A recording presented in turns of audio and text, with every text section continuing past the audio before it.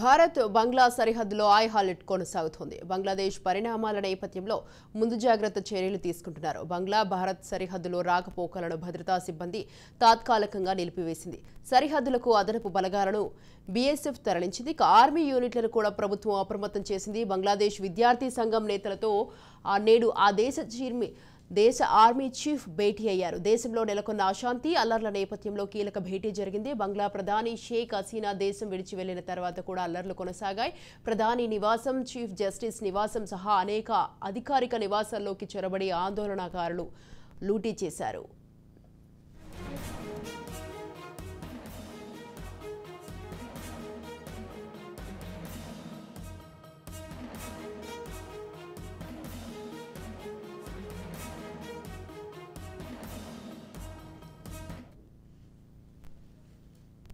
అల్లర్లను అదుపు చేసే ప్రయత్నాల్లో బంగ్లాదేశ్ ఆర్మీ, పోలీస్ బలగాలు ఉన్నాయి. బంగ్లా రాజధాని ఢాకా పరిసర ప్రాంతాల్లో పలు చోట్ల కాల్పులు జరిగాయి.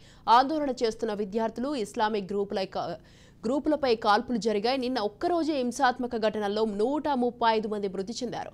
పలు ప్రాంతాల్లో కర్ఫ్యూ ఆంక్షలు అమలవుతున్నాయి. బంగ్లాదేశ్లో నెలకొన్న పరిణామాల ప్రభావం భారత్, బంగ్లాదేశ్ వాణిజ్యంపై పడుతోంది. ఈ క్రమంలోనే నిన్న మధ్యాహ్నం నుంచి ఇరు దేశాల మధ్య వాణిజ్య కార్యకలాపాలు నిలిచిపోయినట్టు వ్యాపారులు చెబుతున్నారు. బంగ్లాదేశ్ ప్రభుత్వం 3 రోజుల ట్రేడ్ హాలిడేను ప్రకటిస్తూ నోటిఫికేషన్ జారీ చేసింది. అయితే అత్యవసర సర్వీసులను మాత్రం దీని నుంచి మినహాయించింది.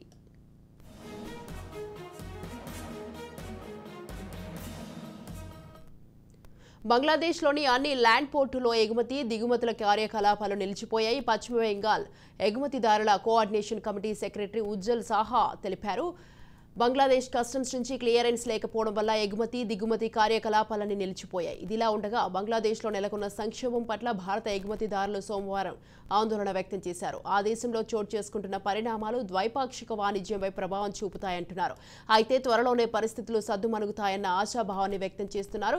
దక్షిణాసియాలో బంగ్లాదేశ్ భారత్కు అతిపెద్ద వాణిజ్య భాగస్వామిగా ఉండగా ఆసియాలో బంగ్లాదేశ్కు భారత్ రెండో అతిపెద్ద వాణిజ్య భాగస్వామి.